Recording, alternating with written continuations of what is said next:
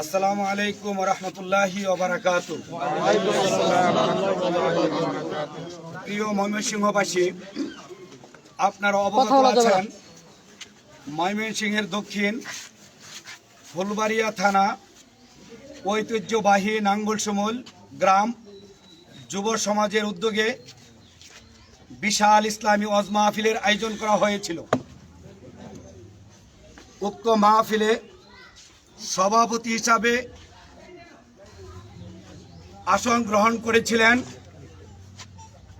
ত্রিশালের তৃতীয় সন্তান শাইখুল হাদিস মুফতি আতিকুর রহমান নোমানী দামাত বারকাতুম আলিয়া। আপনারা জানেন এই মাহফিলে মুফতি আতিকুর রহমান নোমানীর মাধ্যমে আমাদের বাংলাদেশের বক্তা রফিকুল ইসলাম মাদানী সাহেব তিনি দাওয়াত গ্রহণ করেছিলেন। দাওয়াতের পূর্বে তিনি কন্ট্রাক্ট করেছিলেন 30,000 টাকা, বিকাশের মাধ্যমে তাকে 30,000 টাকা দেওয়া হয়েছিল। কি বলেন ঠিক কিনা? এবং আজকে যখন মাহফিল শুরু হয়ে যায় তখন আতিকুর রহমান নোমানী সাহেব তার সাথে বারবার ভিডিও ফোনে কথা বলেন এবং আতিকুর রহমান নোমানীকে আশ্বস্ত করেন যে উনি আসতেছেন, মেসেঞ্জারে কথা বলেন উনি আসতেছেন। বারবার তার সাথে যোগাযোগ করার ফলে এক সময় উনি বলেন যে আমার গাড়ি তো নষ্ট হয়ে গেছে, আমাকে আরো 15,000 টাকা পাঠাতে হবে। ঠিক প্রিয় উপস্থিতি, যেহেতু গাড়ি তার নষ্ট হয়ে গেছে, গ্রামের মানুষ সরল সোজা মানুষ, তার কথাকে ভিত্তি করে বিকাশের মাধ্যমে 15,000 টাকা পাঠানো হয়। কি বলেন ঠিক কিনা?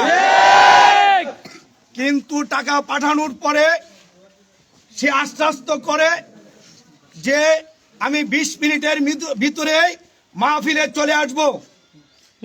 আমাদের সভাপতি মুফতি আতিকুর রহমান সাহেব উনার কথা অনুযায়ী উনি শ্রোতাদের সামনে উপস্থাপন করেছেন উনার বক্তব্যের মাধ্যমে যে 20 মিনিটের মাধ্যমে আল্লাহর রহমতে এই রফিকুল ইসলাম মাদানী এই মঞ্চে উপস্থিত হবেন।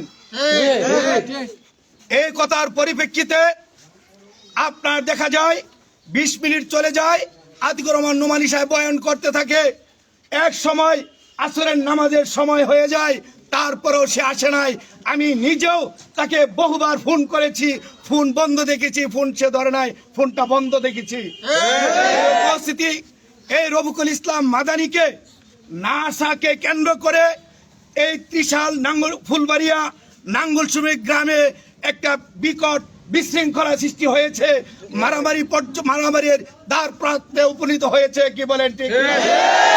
আমরা ফুলবাড়িয়া ত্রিশাল ময়মনসিংহের প্রশাসনের দৃষ্টি আকর্ষণ করছি, এই রফিকুল ইসলাম মাদানীকে যেভাবে হোক এটার জবাব তার দিতে হবে।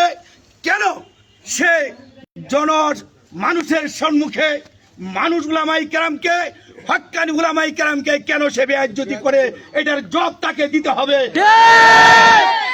আমি সেই জবাব আমরা নিজেদের হাতে তুলে নিব না, প্রশাসনের মাধ্যমে আমরা সেই জবাব চাই। কি বলেন ঠিক কিনা? প্রিয় উপস্থিতি, আমরা আমাদের বাংলাদেশের বক্তাদেরকে বলবো, যদি আপনারা প্রোগ্রাম করতে পারেন তাহলে প্রোগ্রাম রাখবেন, আর যদি প্রোগ্রাম না করতে পারেন তাহলে প্রোগ্রাম রাখবেন না। সাধারণ মানুষকে, তৌহিদি জনতাকে আপনারা বিভ্রান্তি করবেন না। কি বলেন ঠিক? আপনারা আমার সামনে দেখেছেন আতিকুর রহমান নোমানী সাহেব, উনি একজন সরল সোজা মানুষ এবং আমাদের ত্রিশালের সমস্ত উলামায়ে কেরামের মুরব্বী, তাকে আমরা মানি, একজন শাইখুল হাদিস।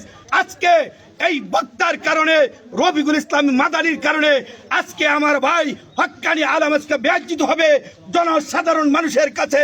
এটা কোন সময় জনসাধারণ মেনে নিবে না। কি বলেন? প্রিয় উপস্থিতি, আমি আর কিছু কথা বলতে চাই না। আমি আমার এই রফিক ভাইকে বলি, আপনি এখনো ঠিক হয়ে যান, এখনো ভালো হয়ে যান, মানুষকে কষ্ট দেওয়া থেকে আপনি বঞ্চিত বিরত থাকেন।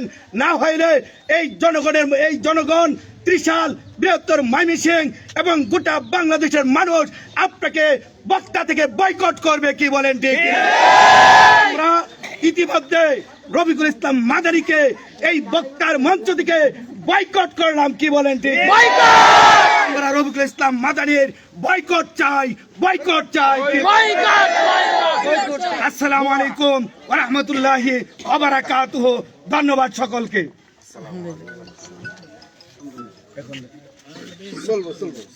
সবাই পোস্ট করে দেন, এটা সবাই পোস্ট করেন।